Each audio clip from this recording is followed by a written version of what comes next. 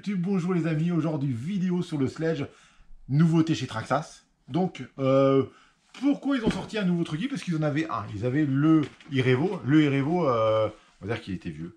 Il n'était pas dans la mode actuelle. Il y en a plein qui vont me dire, moi j'adore mon e-Revo, il marche très bien. Mais il n'était plus dans la mode actuelle, c'était pas un véhicule de bâcheur. Là on est parti sur un gros véhicule qui va aller aussi vite que le e-Revo.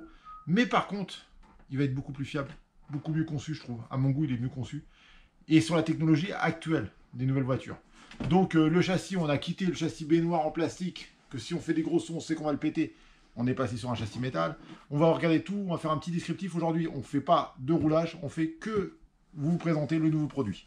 On va bientôt y venir sur les performances. On va faire un petit descriptif. Donc ce produit-là, de chez Traxxas, est là pour concurrencer le Kraton de chez Arrma et le Chronos. C'est vraiment un concurrent proche avec des performances identiques, avec à voir si la fiabilité elle est meilleure ou inférieure, on ne sait pas encore. Hein. Moi, j'ai pas encore roulé avec pour l'instant. Moi, j'ai simplement regardé le nouveau produit.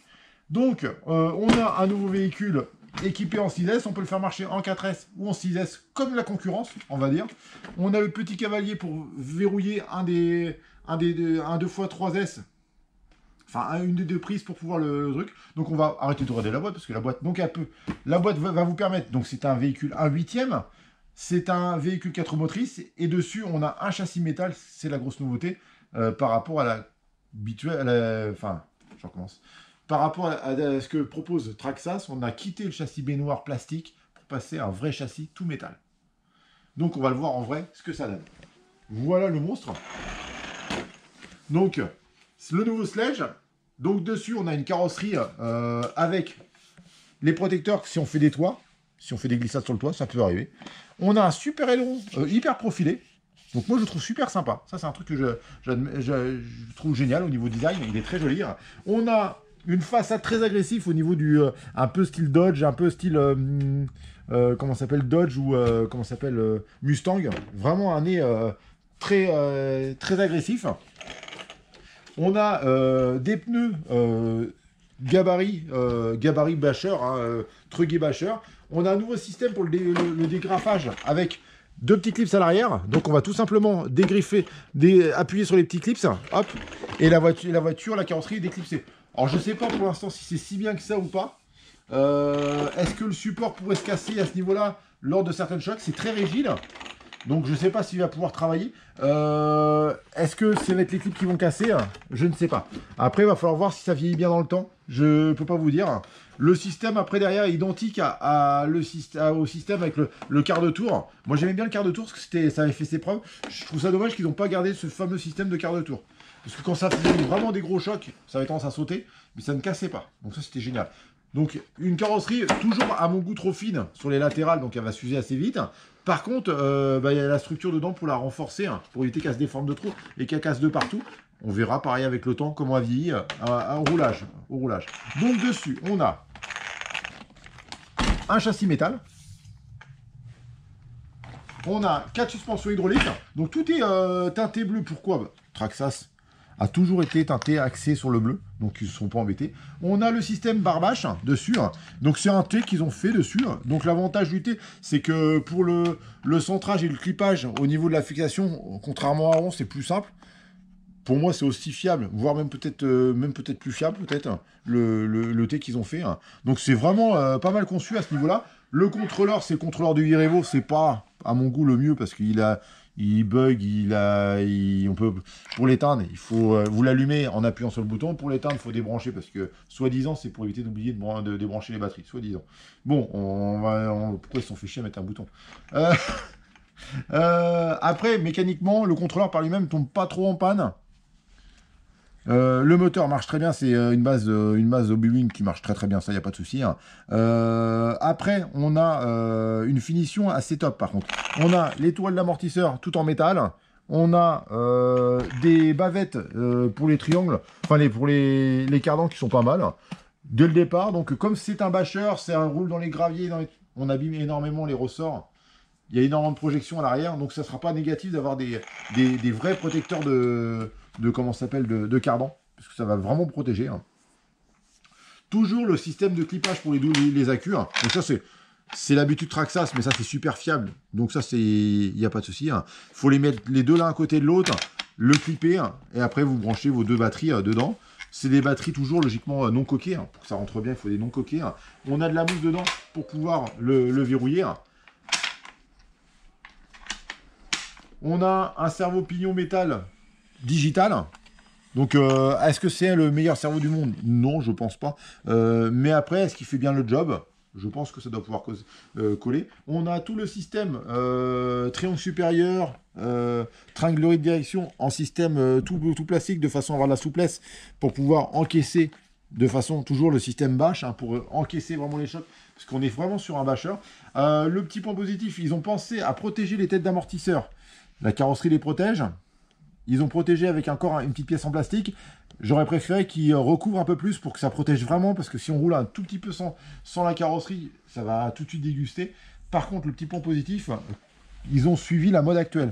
Donc toutes les grandes marques en ce moment remettent des inserts pour pouvoir mettre des pièces métal ou carbone ou de façon à rigidifier les triangles.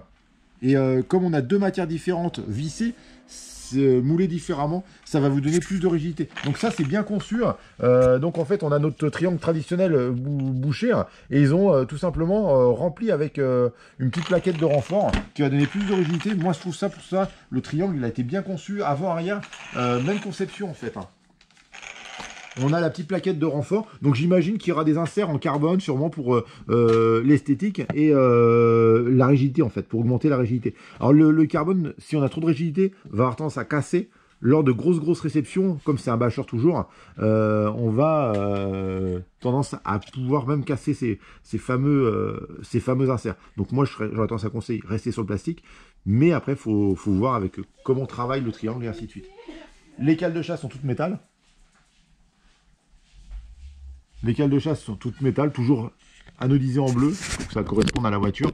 Contrairement à d'habitude, on a tendance à avoir la voiture verte, anodisée verte, la voiture bleue, anodisée bleue. Alors là, sur toute la gamme du Stage, ils sont pas embêtés avec ça. Ils ont tout mis en bleu, et il y a juste la carrosserie qui change.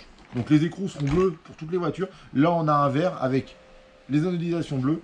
Il n'y a rien qui change. Pour le premier produit, on a été tous obligés d'avoir. On a eu que des verts en avant-première. Donc pour l'instant, on a eu que des verts. Donc on aura des bleus, des rouges et un orange qui sera en sortie. Donc il y a vert, rouge, bleu et orange. On regarde. Toujours la radio habituelle de chez Traxxas. Donc là, il est donné en vitesse maxi à 112 km/h, 70 miles. Je crois que c'est 112 km/h en km/h. On va faire prochainement des tests de performance, de roulage, des comparatifs. Si je me débrouille bien, j'essaierai même d'avoir un craton pour faire un premier, déjà un essai roulage du craton, un descriptif et un bon produit. Pour l'instant, je le fais pas moi perso parce que j'ai du mal à avoir les pièces. Les pièces sont très dures à avoir, c'est long enfin, sont pas très dures, sont longues à avoir. Donc c'est ce qui me freine pour. C'est un très bon véhicule, mais long à avoir pour les pièces.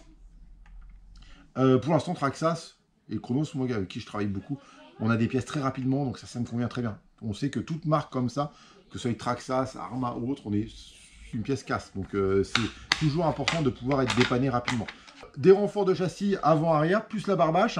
Donc par lui-même, il est conçu dans la même norme. C'est le même gabarit que le Chronos ou le Arma du Kraton. Donc en fait, le but, c'est le nouveau concurrent de chez Traxxas qui va pas forcément remplacer, mais pour moi il remplace quand même. Pour moi c'est le remplaçant du Irevo, parce que le Irevo avait de l'âge et sa conception était un peu dépassée par sa géométrie, les suspensions couchées, ainsi de suite. Au niveau amortissement, il était trop juste pour pouvoir bâcher avec. Donc les amis, on va faire prochainement, dans une prochaine vidéo, on va faire un premier roulage avec, et on fera un VS contre ses concurrents, donc le Chronos, parce que je l'ai, donc ça va être facile à faire, et on fera un VS contre le Arma. Je m'arrangerai à pouvoir avoir un Arma pour voir la différence, et d'une façon, j'avais envie de venir à faire un test sur le Arma. Même si je le vends pas, je le ferai quand même un test avec le Arma pour voir la conception. Alors moi j'ai travaillé déjà avec eux il y a un petit moment, mais c'était des produits qui étaient bien, dur à avoir au niveau des pièces, mais qui était bien. Donc en fait, j'ai vraiment envie de tester le Kraton de façon à pouvoir comparer ces trucs-là et voir quels sont les points positifs de chaque modèle, les points faibles de chaque modèle et ainsi de suite. Je vous dis à très bientôt sur une prochaine vidéo. N'hésitez pas à vous abonner les amis. Bientôt 10 000, il nous en manque plus que 1500, 1900 pour qu'on arrive à 10 000. Donc n'hésitez pas à vous abonner, ça fera toujours plaisir. On est de plus en plus nombreux sur la chaîne, donc ça fait toujours plaisir. Je vous dis à très bientôt. Au revoir.